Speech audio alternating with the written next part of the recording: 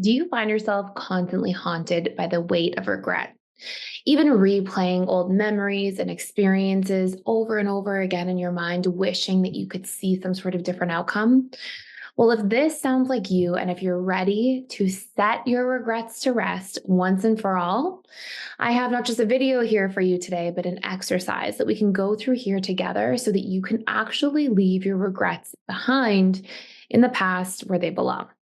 See, regret is telling us something really powerful about ourselves, in particular about our needs. And we're going to go through 3 steps here together that will help you not only identify why you're experiencing regret, but be able to take the golden nuggets out of your painful experience with regret and turn this whole dynamic of regret into something really empowering instead of limiting.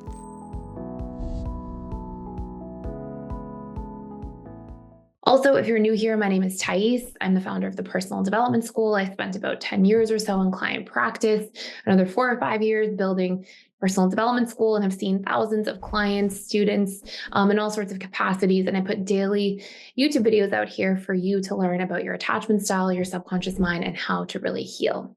I also think it's important to note that as we talk about healing and growth, one of the most important facts, in my opinion, is that your conscious mind can't outwill or overpower your subconscious mind.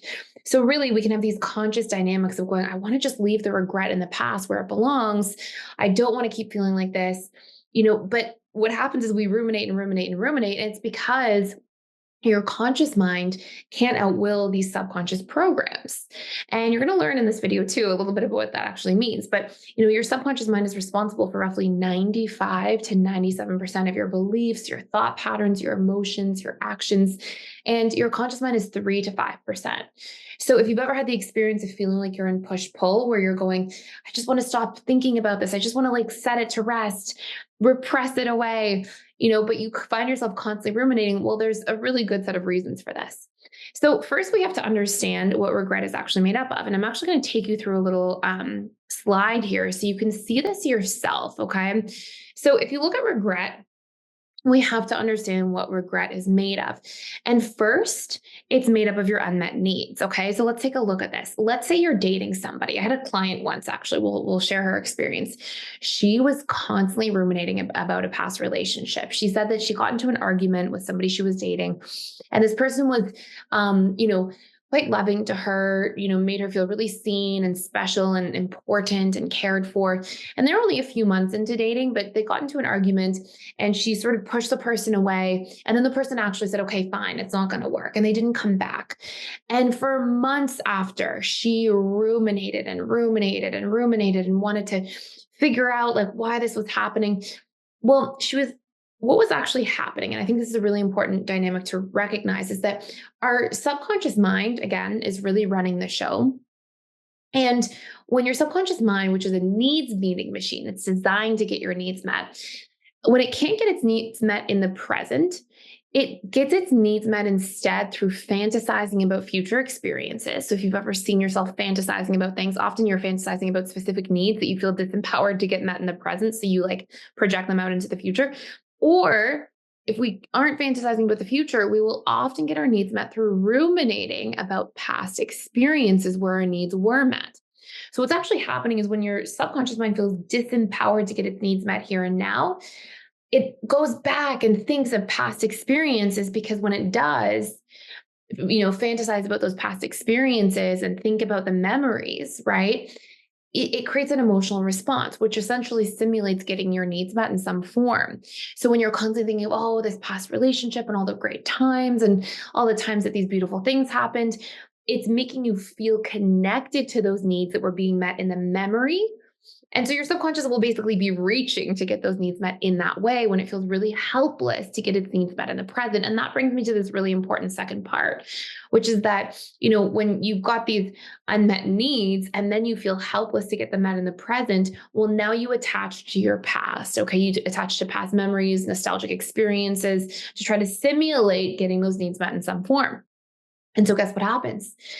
We get stuck there and we can ruminate and ruminate. And what it actually does is it stops us a lot of the time from getting our needs met in the present, because our subconscious kind of has this half working strategy of getting our needs met through these memories of the past. But regret is painful, right? And if you were to actually watch the cycle of what happens, you ruminate about the past. And in this client's case, she would think about these memories of dating this person who was really present, who really made her feel seen and special and cared for. And then she would go, oh, and I ruined it and I messed it up and I can't get them back. And that's what produces the regret, right? So your mind goes into the past to try to get connected to these needs. And then you realize, okay, it's the past. I don't really have the ability to get these needs met. And in that, that moment of realizing you don't have access, that's what produces the feeling of regret. Okay. So now that you understand regret, I'm going to tell you what to do with this. So I want you to ask yourself, get really clear. We're going to do this exercise here together. Get really clear what needs were being met in your past experience. Okay. Now, if you don't know, and if you're new to even realizing that you have needs, I actually have a needs course. I'll put in the link down below. You can check out fully for free, just for a limited time. I'll put the link there, and it gives you a worksheet of all these different needs, and you can circle them and see which ones yours are. But if you know enough about your needs, then just start here. So, what needs were being met in this past experience that you're regretting? Perhaps it's in the past experience with somebody you were dating. Perhaps it's in the past experience of somebody that, a job that didn't work out for you, or something you said to somebody that you regret saying. And so you think that that person isn't going to be there for you anymore, or it sort of severed your relationship with this person. So you have to really dissect, like if it was a job, what needs were getting met in the job? If it was something you said wrong, prior to saying that wrong and it splicing out or creating a split in the relationship, what were you getting met from this person or the relationship itself with them? And so I want you to just get really clear, what were the needs? And sometimes there are things like to feel seen, heard, important, to feel connected. Sometimes it's to laugh, to have spontaneous experiences. Sometimes it's to have somebody to grow with, or to have support, or to be able to rely on, but write out those needs. Okay. Now, you wouldn't regret or be stuck if you weren't also in learned helplessness when it comes to meeting these needs in your own life. Otherwise, your mind wouldn't be going to the past, right? It would feel empowered in the present to get its needs met. So I want you to ask yourself, why am I blocked in getting these needs met? Do I have limiting beliefs blocking me? Sometimes we believe that I'm not good enough to get a new job, or I'm not good enough to build a new relationship, or I'm not good enough to find somebody who will make me feel this special or seen or cared for again. So sometimes we have limiting beliefs, or sometimes we just haven't even realized that we can go get those needs met for ourselves. Now, as soon as you start getting empowered and you start finding momentum to get these needs met within the relationship to yourself, guess what'll happen? You'll stop going to the past. You'll actually start focusing on the present, and you'll literally break up with regret. But you have to find out what those needs are. And then we have to, number 3, or step C here, is you have to come up with strategies to meet these needs in the relationship to yourself. Okay. And what I mean is, if somebody is making you feel seen, how can you make yourself feel seen more often? And this can be through things like meditation and body scans, like actually getting connected to your body and emotions. This can look like journaling and connecting to your own daily experiences more.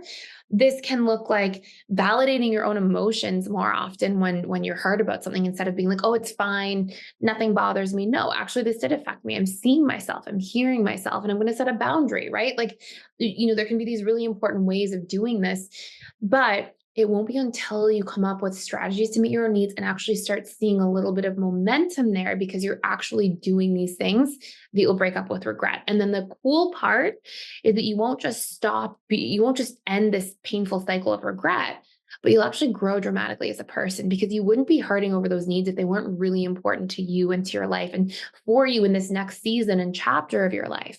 So by empowering yourself to meet these needs in the next chapter or season of your life, you won't only leave regret behind where it belongs, but you'll actually see yourself take big strides for your own personal growth and fulfillment in the future. So I hope this exercise was helpful for you. If you enjoyed this video and you want to see more like it literally on a daily basis, please consider subscribing to this channel, liking this video, sharing it. And if you want to see more content about regret, or you have any other topics you want to suggest, please let me know in the comments below.